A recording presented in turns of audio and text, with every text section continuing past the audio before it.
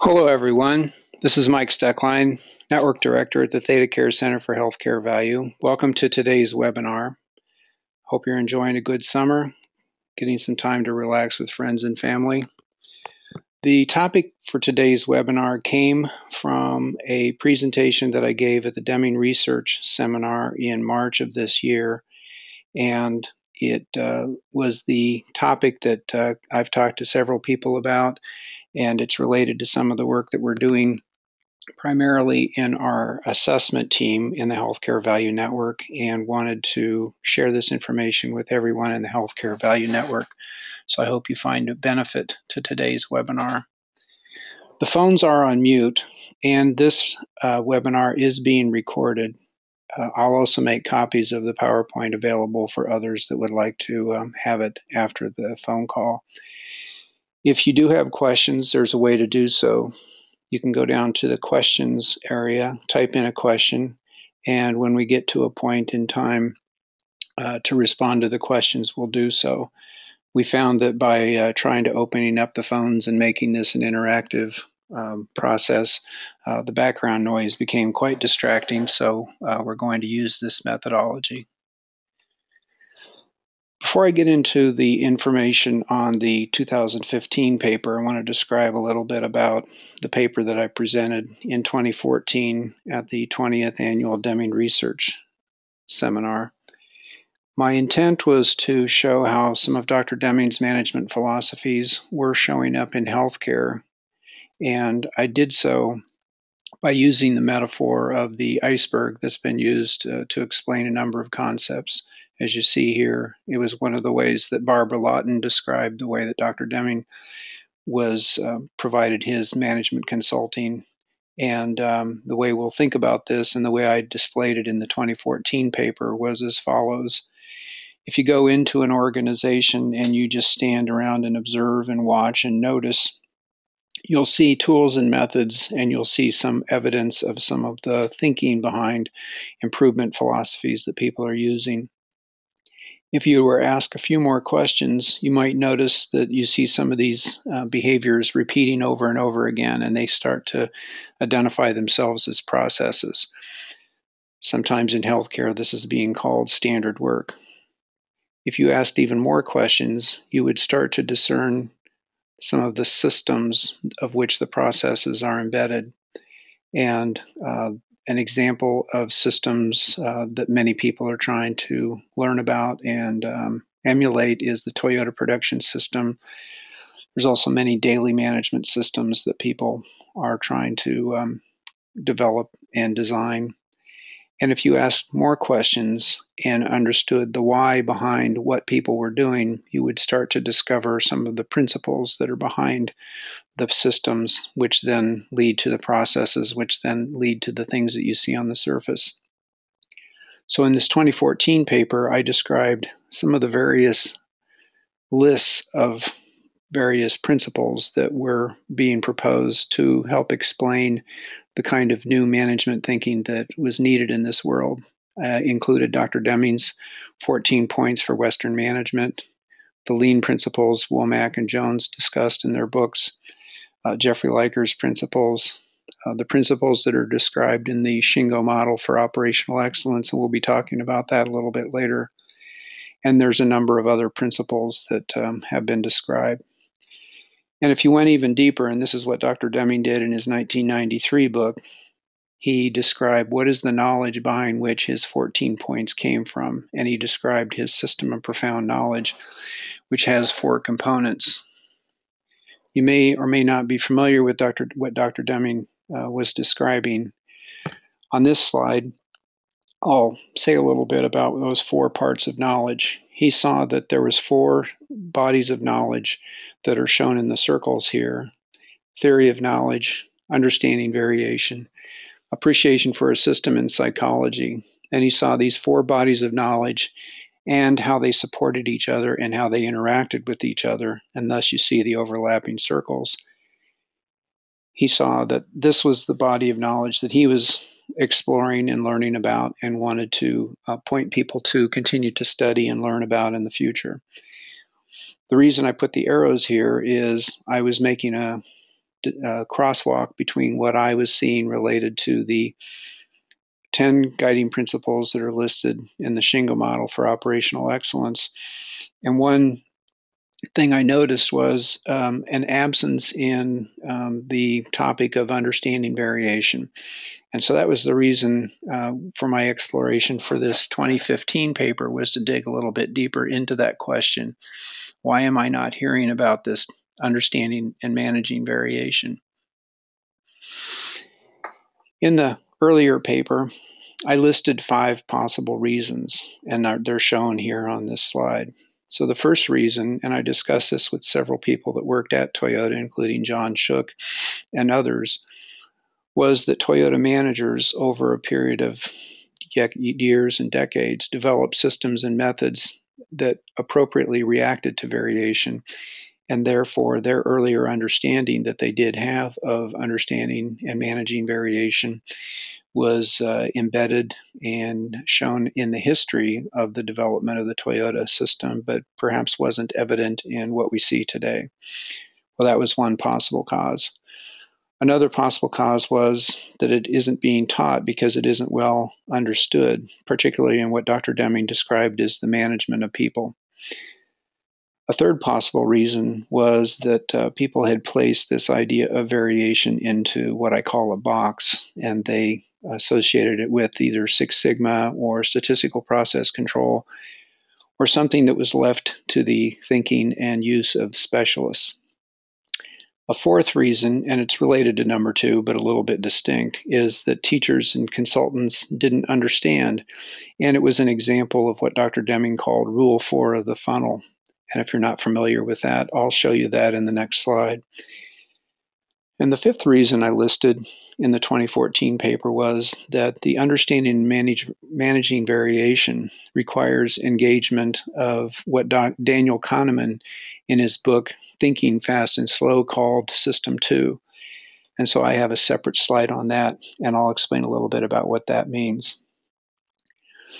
So for those of you that are familiar with Dr. Deming's management philosophy, you may have seen this before.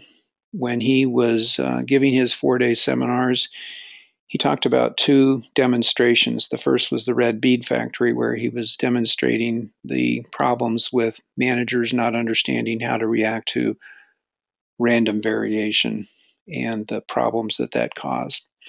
Another demonstration that he talked about, and sometimes actually had a funnel, is called the funnel experiment. And what he was doing was demonstrating there's different types of tampering or inappropriate reaction to common cause variation that occur. And he used this example of the funnel. So the way that you use the funnel is you have an everyday funnel and a marble, and you have some target that you're going to drop on a tablecloth. And so you drop that marble and try to hit the target by keeping that funnel stationary. And the marble's going to roll to different locations, and every place that it rolls, you make a drop. If you did that many times, it would develop a pattern that you see in Rule 1. So Rule 1 of the funnel is essentially leaving the funnel stationary and letting it drop. Rule 2 is an example of tampering where, as Dr. Deming stated, people didn't feel that the variation was acceptable under Rule 1. So every time that the marble moved, say 10 centimeters to the left, you adjusted the funnel 10 centimeters to the right. That way you would compensate at every drop. So at every drop of the marble, you're compensating based upon where the marble landed. And the pattern actually grew, and it was nearly double of what it was previously with Rule 1. So Rule 3 is a type of adjustment based on, let's go back to the original target and then make that adjustment. Say it's 10 centimeters to the southwest. We'll go back to the target and then make it 10 centimeters the opposite way.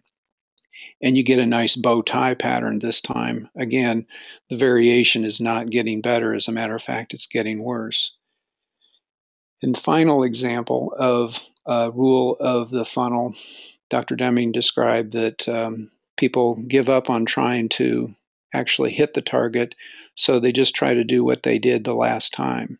And so Wherever the marble landed at its last drop, you would then move the funnel to that new location, and you would start to see a pattern that would wander over to the left and to the right, and then eventually, as he said, off to the Milky Way.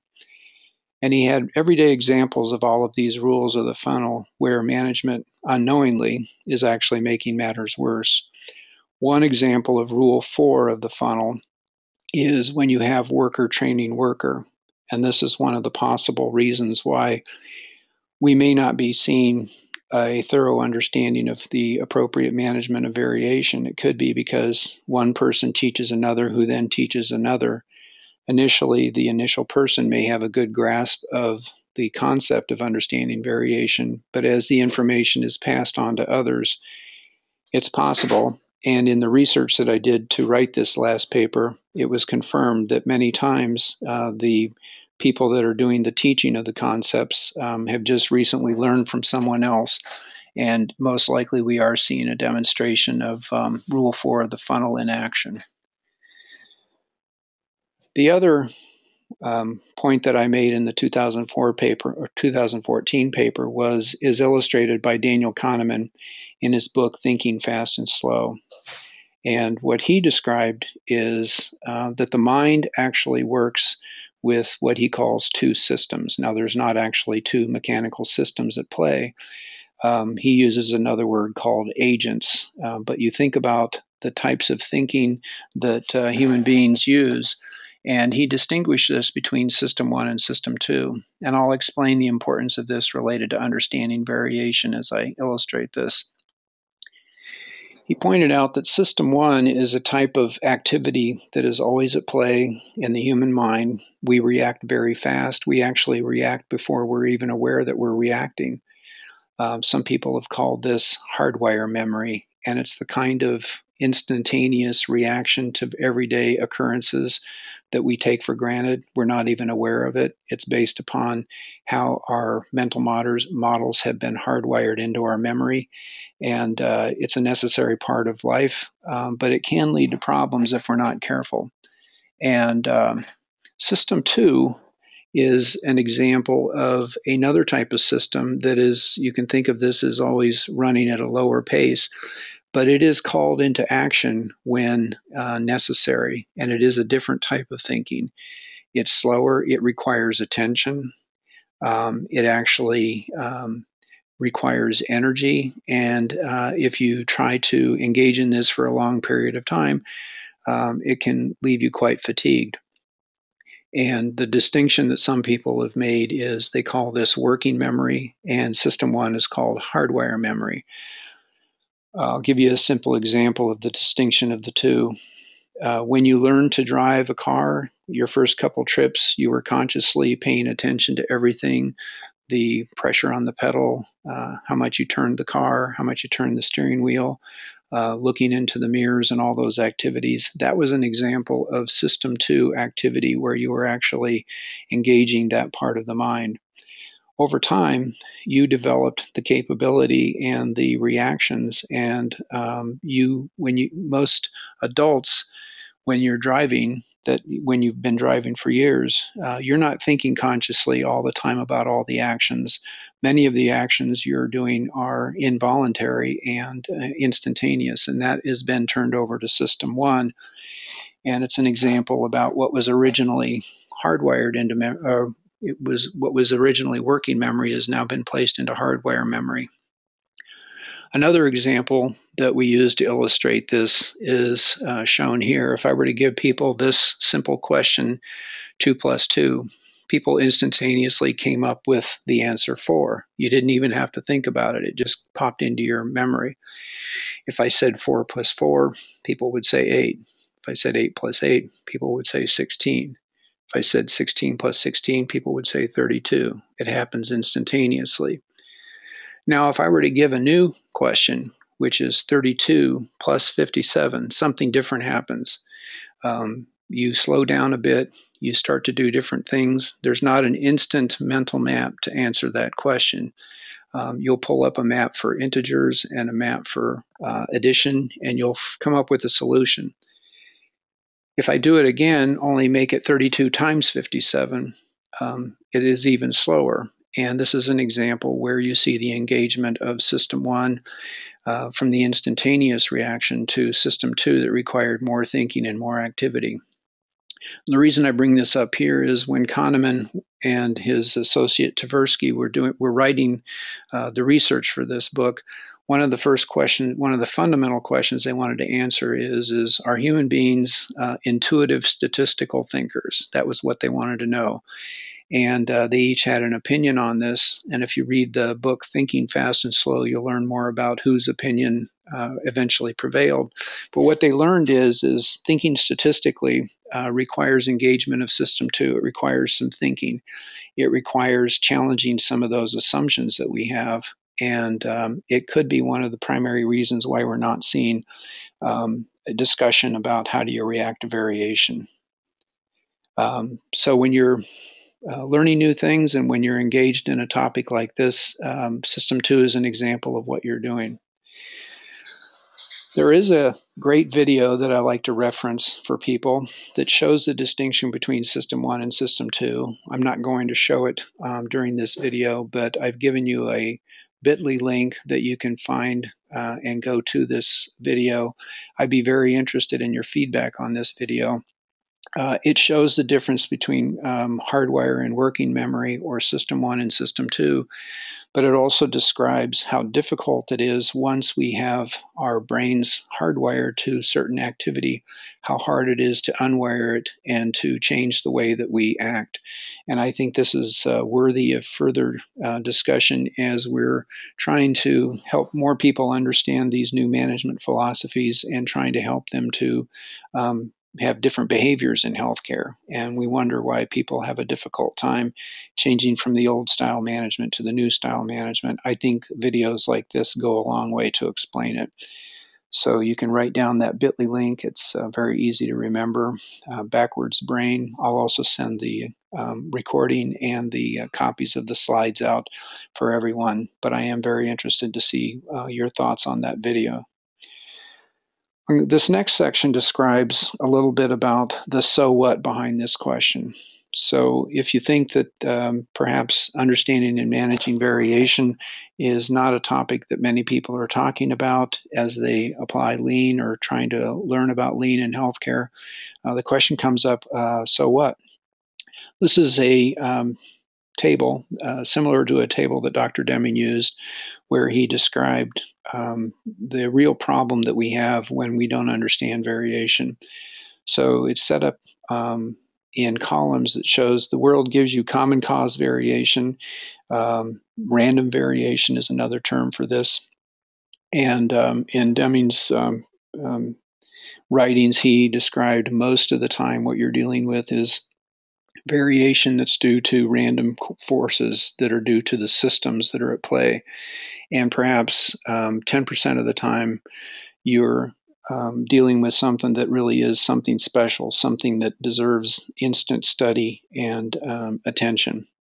Our prevailing style of management, again, driven from System 1, reacting instantaneously, causes us to want to take action on nearly every occurrence, to ask why, and to try to figure out why is the variation occurring. So perhaps 90% of the time, our common sense or our prevailing style of management is driving us to that type of action, which means 10% of the time we're actually perhaps stepping back and asking the questions, what's really going on, and trying to study the system. It's this upper quadrant here where if most of the variation is due to random variation and most of our prevailing action is reacting to each of the points, roughly 80% of the time we're actually tampering, making matters worse. And that rule for the funnel, if you want to study that deeper, Deming gives many examples of the different types of variation or tampering that occurs. And if you fill out the rest of the table, you find out that perhaps 10% or roughly 10% of the time, just by luck, we're making the right action based upon the common cause variation. And 9% and less than 1% of the time, we make a different type of mistake where we change the whole system based upon a special cause variation. So this is one of the so what reasons. Another one of the so what reasons is connected to some of the work I referenced earlier that we're talking about with our HVN assessment team, and it comes from the Institute for Enterprise Excellence, where we describe about what is the impact when individuals understand principles, these lean principles that are behind the different activities that we're doing. And the way you think about this is if an individual understood a principle, we'll use the example of understanding variation. That one individual having a good understanding of when to react to variation and how to react to variation is going to have some positive impact. If the rest of the team upon which this individual worked understood that concept, there would be even more impact. If the entire department understood that principle, there would be even more. And then you keep going higher and across the whole organization. If everyone in the organization had a deep understanding of that principle and the other principles, and I've got a list of those other principles a little bit later in this presentation, you would have a maximum positive impact in the organization. But the opposite is true. If one individual did not understand this concept of variation or some of the other principles, there would be some negative impact. And the impact keeps growing the broader and broader it goes in the organization. And so one of the so what's here is so what are the implications? The higher you go in the organization, what are the implications when people don't understand the variation that they're dealing with? And what is even more important, and we'll be talking about this a little bit later, it's when you have figures as well as when you don't have figures. It's in the management of people. It's in reacting to behaviors and reacting to events. And this leads to the consequences of waste, frustration, delay, and poor quality. I use this slide based upon a conversation with Jim Womack. It was from my 2014 paper, and he also described it in one of his books that went into the book Gemba Walks. We talked about when management doesn't understand variation, and we were putting this in terms of not just understanding variation, but some of these core principles. For instance, he not only talked about muda, but he also talked about Murray and Murrah, or overburden and unevenness. So it's not uncommon for people in the healthcare world to be learning about muda, which is the waste. But there's a bigger problem that occurs when, as Jim Womack said, Murray and Murrah are now the root causes of muda in many organizations. And even worse, they put back the muda that managers and operations team have just eliminated. So it isn't uncommon for people to be taught and be teaching others about looking for waste, the various types of waste in the organization. But we haven't thought about what's some of the upstream causes of that waste, and what are some of the implications when people in management have actually produced waste downstream because they don't understand variation, and also some of the other principles that we're talking about. But this paper and presentation is about understanding variation. So if you want to read more about that, you can find it in the 2011 book Jim Womack wrote on Gemba Walks. So that brings us to my 2015 paper. I wanted to dig a little bit deeper into what are some of the reasons why we're not noticing a discussion about understanding variation in healthcare as it relates to the application of lean management. And so what I did was identified many people, talked to 40 people in 33 organizations. Some are in the healthcare value network, some weren't. Some were in operations, some were consultants, so a variety of people. And I asked them about their observations about how top management currently reacts to variation, both variation when to the figures and the numbers, and when they don't have figures, how they react to different events, how they react to behaviors. I had the same questions related to middle management, and then I was pondering and asking people about what's currently being taught as they're teaching people about lean management and in this education process. So the next several slides is a summary of some of the things that I learned in writing this 2015 paper. So the image on the left is intended to be an example of a lot of the history and work that went into the development of what became known as the Toyota Management System or the Toyota Production System. And just like that iceberg before, a lot of what occurred over time and over history was a deep understanding of some of the principles. And on the surface, people saw the tools and the methods. And the desire then is, or the hope is, that if people would just copy what they see from Toyota, then they too are going to see the same results that companies like Toyota and others receive. The quote at the top that says, "But they don't know what to copy," is a part of a quote that actually came from Dr. Deming when he was interviewed for a 1980 white paper featured NBC, and the name of the program was called "If Japan Can, Why Can't We?" And the full quote that Deming described when they said, "So why hasn't American management been able to survive in the world?" This was in the 70s and 80s, and why have we seen companies like Toyota and others from Japan being able to dominate the market? And the full quote is, he said, Americans go to Japan and other companies and other countries and try to copy, but they don't know what to copy. And I think what he was talking about was you cannot merely take some of the things on the surface and hope that you can get the same results. What we have to understand is a lot of the systems that are in Western management are based upon the short-term focus, a focus on the numbers, a focus on results, the almost instant focus on the individual. Some people have called it the blame and shame culture. We divide the organization into parts, a reductionistic view of the organization, and try to manage the parts and assume that adding the parts together is going to make a whole. Managing from the office, managing from the conference room, not understanding what's really going on in the organization, and the belief that competition and a win-lose scenario is all that we have. With the individual focus and the blame. And if we merely intend to try to take the tools and methods that we see from organizations that are applying a lean methodology and place it onto this platform, we're not going to get the same sort of results. What we will get and what we have seen is the results that are shown here, where you're going to see continued fear. People are going to continue to have heroic efforts and workarounds and firefighting. There's going to be competition, there's going to be frustration, and there's going to be cynicism. And people will give up. And I think that's part of some of the bigger picture thinking that we have to think about. And these are some of the things that I learned from the conversations with the people that helped me write this paper. Another topic was all of the information. So we're talking now about the kinds of figures and data that management tries to make sense of in healthcare.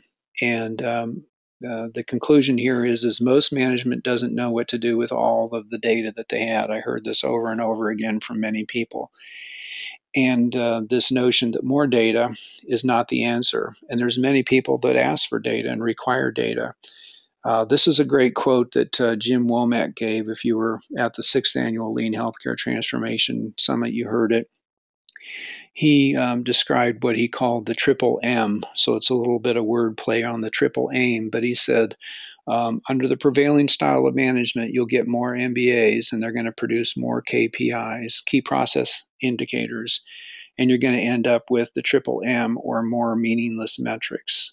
And what you see illustrated on this slide is an example of, perhaps it's in many organizations you're familiar with, where there's an attempt to try to make sense of all the data. So people will put it into spreadsheets and to scorecards, and they'll try to color code it to signal when something deserves action.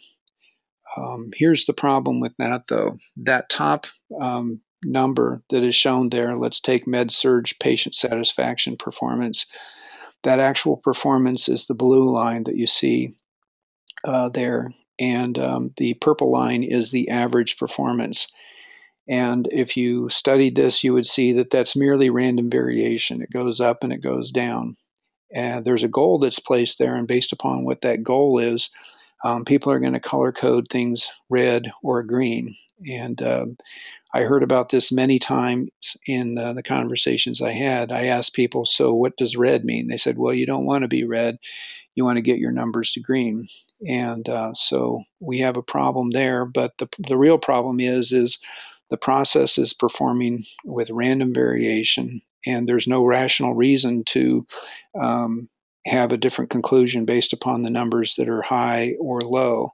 Now, you may not be happy with where the average is performing, and you may want the future numbers to be at a better rate. But that means studying the system and studying the root causes that are causing the system to behave this way. And you're not going to find that by reacting to the individual data points. One of the other things we discussed in my research was you see many lists that describe what is currently happening and what needs to happen. So what current practice looks like and what better practice looks like. Dr. Deming had a list of the prevailing style of management, where it all came from, the problems with it, and what better practice looks like. And I think these lists do have a purpose, but by themselves, they're not going to lead to changing behaviors. John Toussaint, earlier in the webinar, I had a picture of the image of the latest book that John has written, Management on the Mend. This is a great two-column table that he's used in many presentations and in a paper, several papers he's written where he talks about the difference between white coat leadership versus improvement leadership. And the behaviors and actions you see on the left-hand side are all logical outcomes of the prevailing style of management. Deming called it the mythology of management. If you study how this has evolved, it actually comes from the industrial view of the world, the machine view of the world. Sally Gerner calls it the clockwork view of the world. And we're moving to a different view of the world, and it requires a whole different way of thinking, and it requires a whole new body of knowledge. But the point here is that while these lists can illustrate how different this is, just providing lists so far has not produced different behavior. In many situations, people will say, yeah, I know some people that are on the left-hand side, but I'm on the right-hand side, so that's not a problem. And so I think it goes back to personal transformation and what do we need to do to facilitate that. One of the other things I learned from writing this paper was just how important it is to understand how we build knowledge and how we do this individually and collectively. Ori talked a little bit about how our mind works, the work by Kahneman and Tversky in their book, how we build knowledge, how we share knowledge, the importance of trying to understand the difference between knowledge and information. Deming had several quotes on this. I like the one that he actually has from his 86 book by Josh Billings, where he said, I'd rather know a little less than so much that isn't so. And there's a lot of information out there, but there's no substitute for knowledge, as Dr. Deming said. So I think one of the things that if we're going to proceed in this, we're going to have to understand how do we build knowledge and how does this work. I mentioned the Kahneman-Tversky model, System 1, System 2. As I was researching this paper, a friend and colleague, Ed Chaplin, shared with me another great paper that described how we build knowledge, and it's the model is illustrated on this slide. And the purpose today isn't to get into this slide, but I wanted just to explain a little bit about this. The readers can go and learn more about this. It's interesting that when we build knowledge individually, we do it by socialization in the upper left-hand corner. It goes from just being tacit knowledge, perhaps it isn't even written down or understood. It's the kind of knowledge that we pass on through interactions with each other. Eventually, that knowledge becomes externalized, and then we make different combinations, and then we actually internalize that knowledge, and the cycle continues. One of the distinctions is that in the Eastern world, the process seems to be primarily focused on tacit knowledge, a reluctance to write things down. That's why for many of the studies of what we're seeing with lean and lean thinking, for many years, it wasn't written down, but it was passed on in sort of a word of mouth process, or by the experiences that people had by learning, by doing the work. And so I think learning about how we build knowledge is going to be important. This slide simply illustrates that when people are trying to attempt to make sense of numbers, they will often put it onto an Excel spreadsheet and ask the Excel program to tell them what it's doing. And Excel program will find a trend line and put it there and tell you that things are getting better. And actually, it's random variation. And so we have to be careful about that. Saint came upon this several times in my study. One of the main concepts that I came across and would be interested in your thoughts if this makes sense to you is in healthcare, the concept of understanding a process really is foreign. In many instances, what healthcare people are dealing with is this patient, this diagnosis, this day, this shift, this event, and they're not necessarily seen as the output of a process. So we ask people why A, B, and C are different. If high being is poor, and let's say this is the number of defects, number of problems that are occurring, and we congratulate people when we have low figures like D, E, and F, and we don't understand that that variation did come from a process, and it makes no rational basis to ask people to explain why the high numbers were high and why the low numbers were low if that process was performing with just random variation. But again, the idea of process and the idea that variation does come from processes does seem to be one of the things that is foreign to healthcare. And I know a lot of work has been done to try to address this, whether it's the use of standard work or trying to flowchart processes. So I think some progress is being made in this area. Here's an example recently shared from someone. After the paper was written, I had follow-up conversations with people. And this is an example pulled from a real-life situation where people are tracing how much time it takes to turn over an OR room. And in the original document they were using, this is all plotted by hand. There's a red zone and a green zone. And they later added a yellow zone, and I'll explain that why. So the red area means that that's not where they want to be. The beginning of the green line, on this slide, it's the beginning of the yellow line. This green line right here is the target, so anything below that number in minutes is where they want it to be. And you see people putting explanations, actually writing explanations on the actual chart to explain why the high points were high.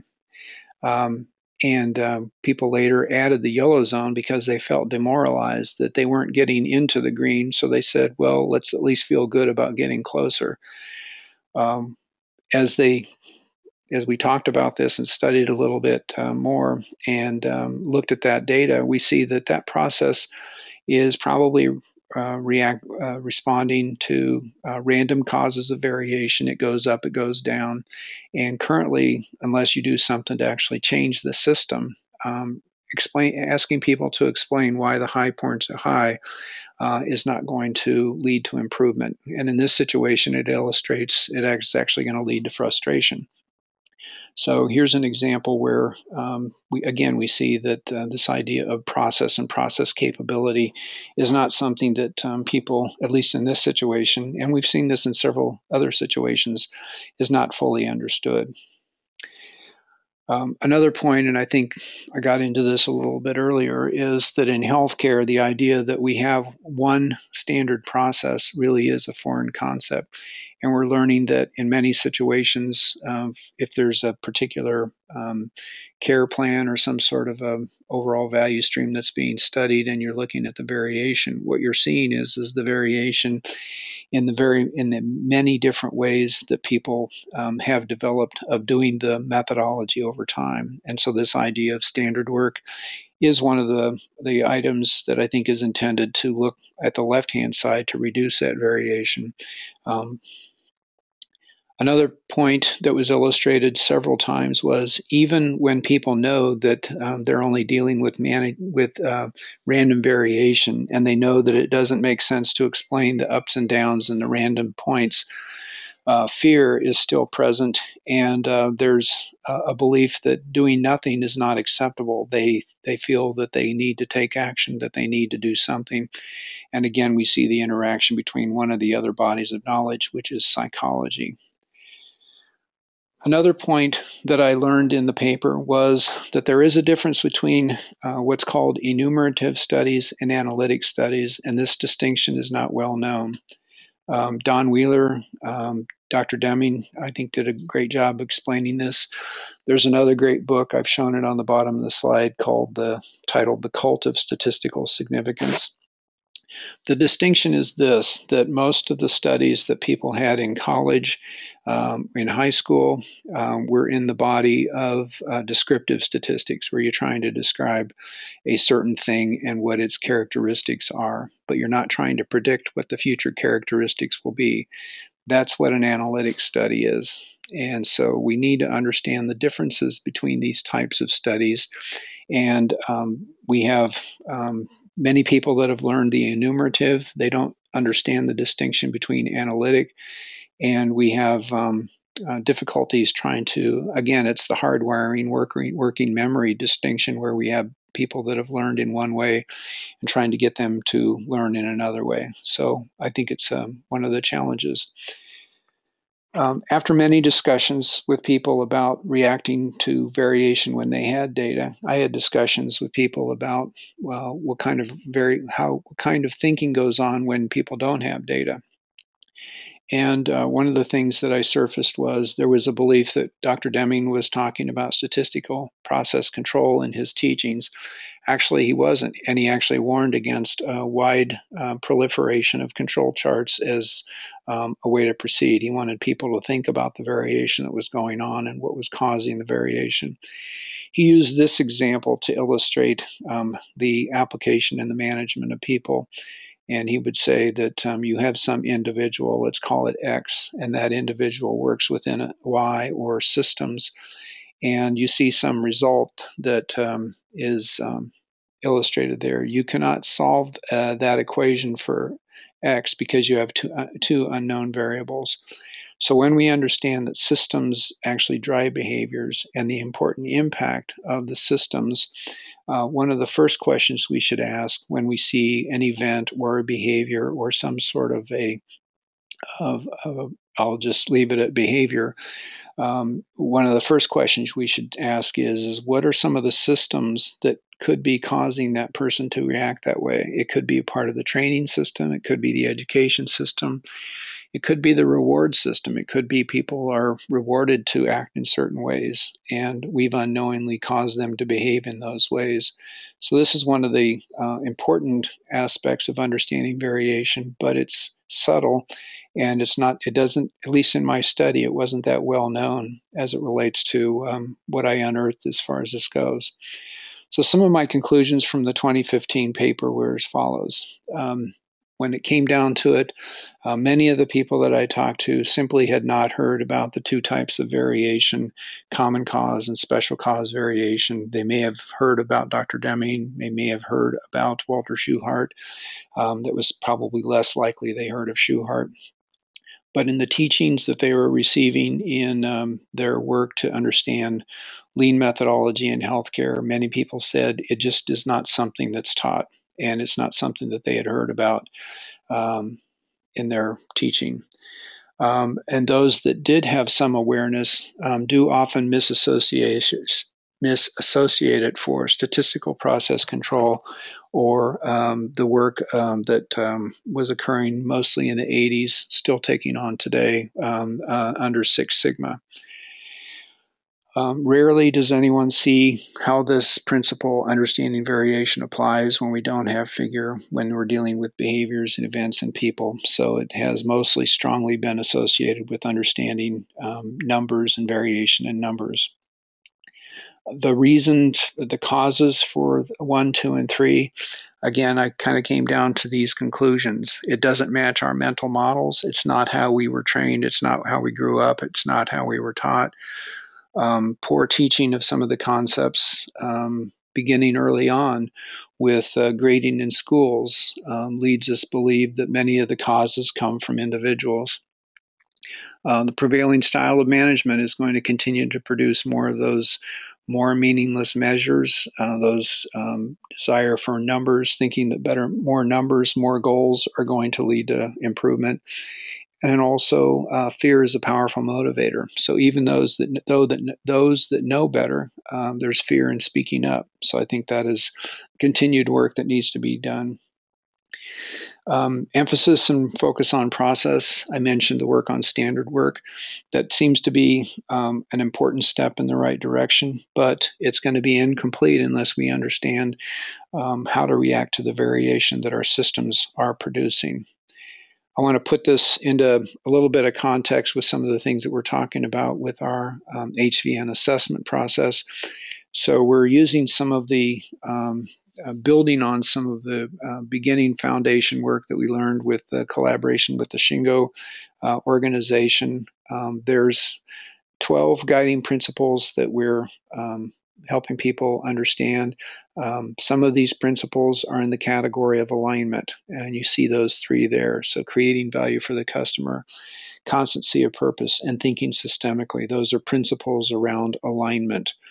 Primarily the focus of top management in the organization, but not entirely their focus.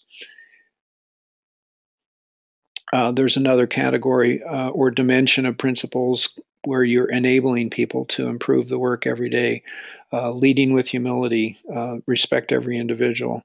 And one that we've added that we think is important that wasn't initially listed with the 10 guiding principles associated with the Shingo model is learn continuously. So we think these are the kind of guiding principles that are important. And then finally, the principles around improving processes, improving the work every day. The 5 principles listed there: assure quality at the source, embrace scientific thinking, flow and pull value, focus on process, seek perfection. Those are the ones that we started with, but we think that the one that needed to be added is this one on understanding and managing variation. And we need to think about that. We need to understand that as well as these other principles. One final picture that I want to illustrate here, and it's something that I've been toying with. I want to find out if it makes sense to you. On this axis, we see if people in an organization didn't understand any of the principles around lean management, call it enterprise excellence, call it what you like. If they didn't understand any of these, the amount of waste in the organization would be infinitely high. It would just be an organization full of total waste. If you had one principle that you understood, you would have less waste. And if there were 2 principles that you had a full understanding of, you would have even less waste, less rework, less non-value added activity, and so on and so forth. So the additional understanding of these principles and how they support each other is what we think is important here. And we've come up with 12, and it's possible and probably even likely that there's even more principles that are also important that need to be understood. One of the things we talk about is so what makes a guiding principle at this level of importance? What's the litmus test?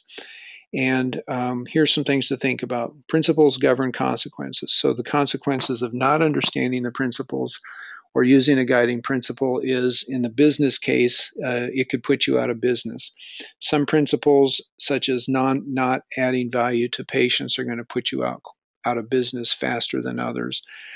But if you wanted to make a distinction between what is a guiding principle and what isn't a guiding principle, ask yourself the question: by not understanding and using this principle, will it eventually put you out of business? And that's how we make the distinction. It's my belief and discussions I've had with many of the people, including those that helped me write this paper, that There's a lot of waste and inefficiency. There's a lot of fear. There's a lot of rework.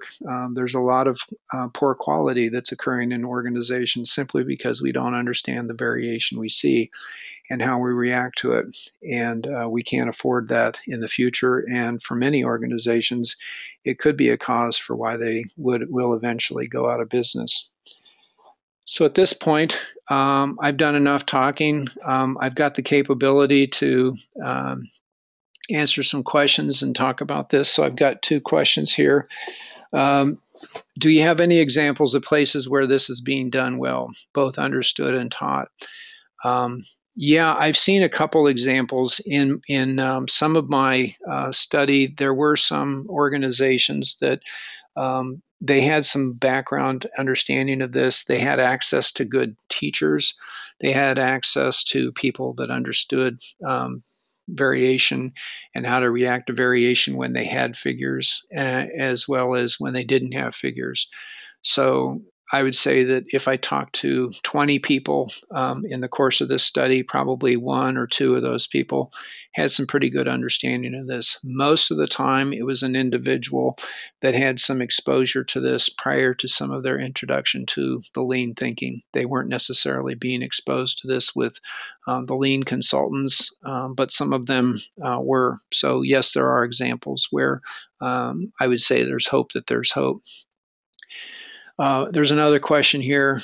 Steve wants to know, how do you distinguish tampering from the analysis and change needed to improve systems to increase the system capability?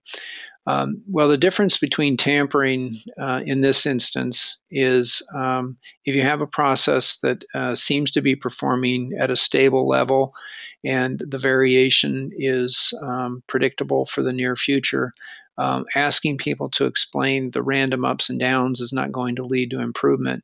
It goes to studying what are some of the causes in the system. It's hardly ever a root cause. It's usually a series of causes and how they interact that's doing this. And so this is the interaction between forming a theory for improvement, using the PDSA cycle to come up with ideas for improvement. Then you can use your chart to signal if any of your changes are actually resulting in improvement.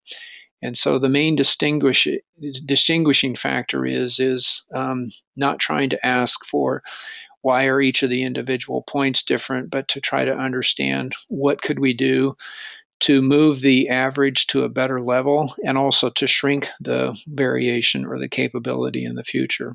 And that goes to the interaction between the principle of embrace scientific thinking as well as understanding variation. Don't see any other questions at this time, but if there are questions after we finish with the webinar that people would like to ask, we can do it by email. Here's some more references on some of the things that I referred to. If you wanted to learn more about this, the links to the two papers that I wrote, a link to a recorded webinar on the basics of variation, and then some of the books that I think are beneficial here.